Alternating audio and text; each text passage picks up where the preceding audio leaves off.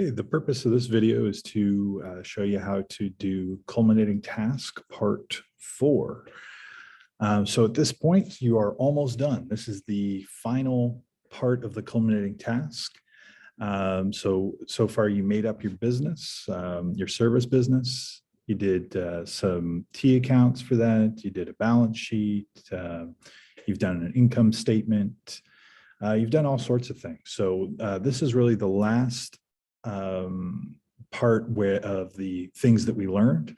So this has to do with like the closing entries, the adjustments, and those things that kind of came toward the end of the term. So I will go ahead and show you what to do here.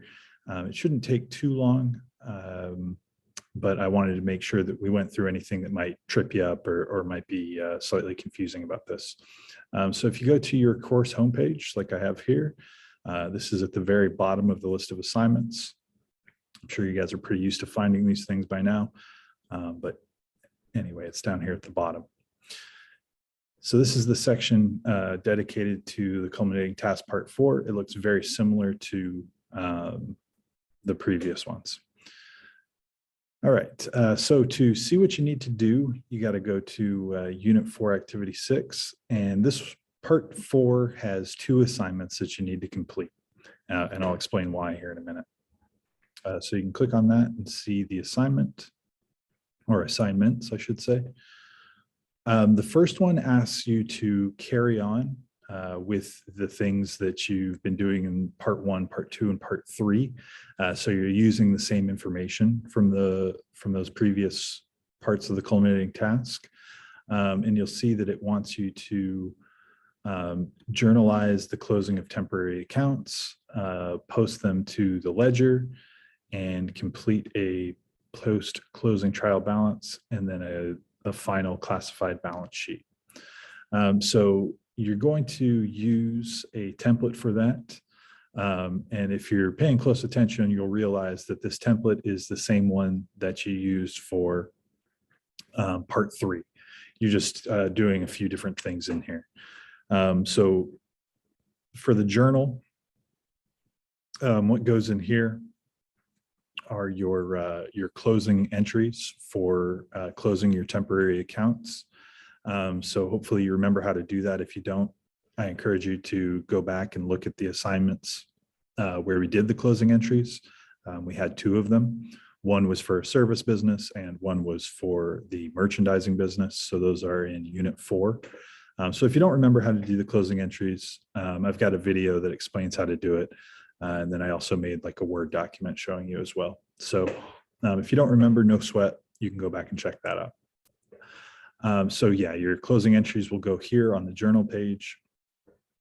Then you just have to post those journal entries into your ledger like you did for Part 3. So there will be some accounts, the temporary accounts that you close. You need to just make a note of where they, of what the balance is now after you close them in those accounts. So they should be 0, right, since you're closing them. And then you'll do your trial balance just to make sure that everything is balancing in your accounts, to make sure that you've done the closing correctly and that you haven't gotten any numbers out of whack. So again, should balance at the bottom based on what you've done there. You'll do the, let's see, and then you can skip the income statement sheet for this one. It's not necessary because your revenue accounts and your expense accounts should be closed at this point. So this should just be 0 anyway. So you won't have to put anything in here. And then your balance sheet just gives you an idea of where your business is now at the end of this accounting period, and where you'll pick up at the start of the next accounting period. So you'll have your closing balance and all of that sort of stuff. Your closing capital balance probably is the thing that'll change the most there.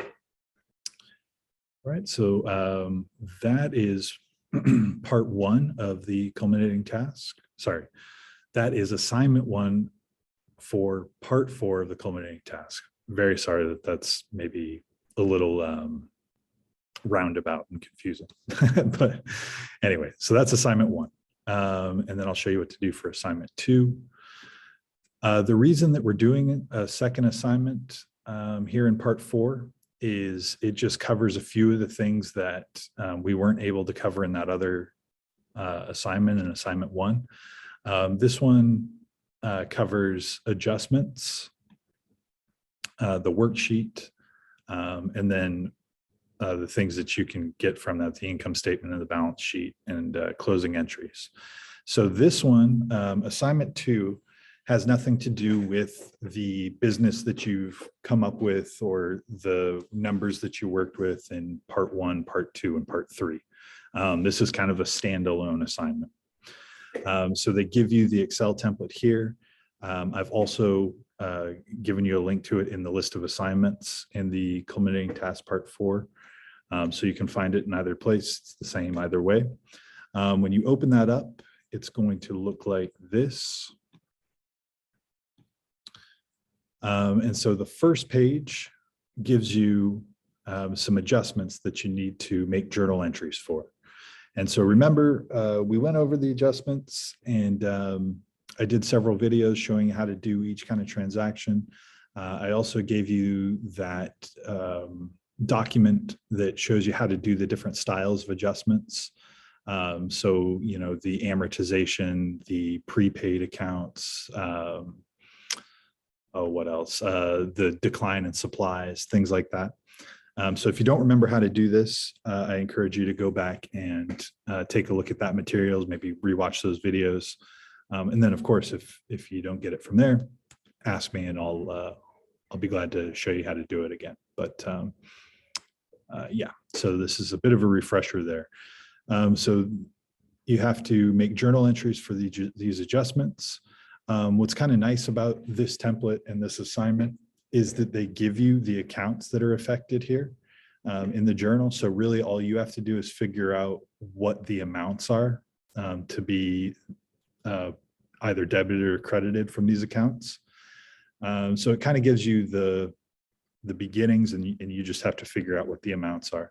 And then also, if you notice here at the bottom, it gives you the totals that these should balance at the end. So once you have all your numbers and you've kind of got it to where you think you've got them all correct, just check to make sure that they balance at $13,757.10. If they don't, then you've gone wrong somewhere.